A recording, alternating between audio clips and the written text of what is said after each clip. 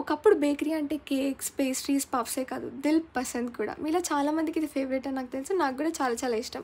దీనికోసం అయితే first 1 cup of మైదా, కొద్దిగా సాల్ట్, కొద్దిగా షుగర్ అండ్ ఆల్రెడీ కాగబెట్టుకున్న నూనె వేసుకొని కలిపేసుకొని లైట్గా వాటర్ యాడ్ చేసుకుంటాం. మెత్తటి డో కన్సిస్టెన్సీ వచ్చే వరకు కలుపుకొని 20 to 30 minutes పిండిని అయితే పక్కన పెట్టేసుకోవాలి. ఇప్పుడైతే దిల్ పసంద్లో స్టఫింగ్ కోసం కొద్దిగా క్రష్డ్ కేక్,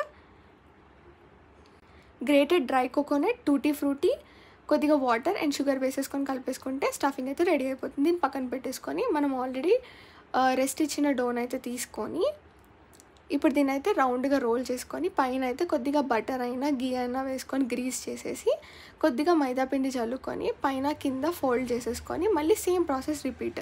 గీ ఆర్ బటర్తో గ్రీస్ చేసుకొని మళ్ళీ మైదాపిండి చల్లేసుకొని మళ్ళీ దీన్ని ఎలా అయితే నేను ఫోల్డ్ చేశానో అదే విధంగా మీరు కూడా ఫోల్డ్ చేసేసి ఇప్పుడు దీన్ని అయితే ఒక 10 to 15 minutes అన్న మినిమం ఫ్రీజర్లో డీఫ్రీజ్ చేసేసుకోవాలి. డీఫ్రీజ్ చేసుకున్న తర్వాత పిండి టైట్ అయిపోతుంది. దీనివల్ల ఒక 10 to 15 minutes ఆగి దీన్ని అయితే రౌండ్గా రోల్ చేసుకొని దిల్ పసంద్ స్టఫింగ్ అయితే పెట్టేసుకొని మోమోస్ని ఎలా అయితే మనం రోల్ చేసుకుంటాం అలా రోల్ చేసేసుకుంటే దిల్ పసంద్ కుక్ అవ్వడానికి రెడీ.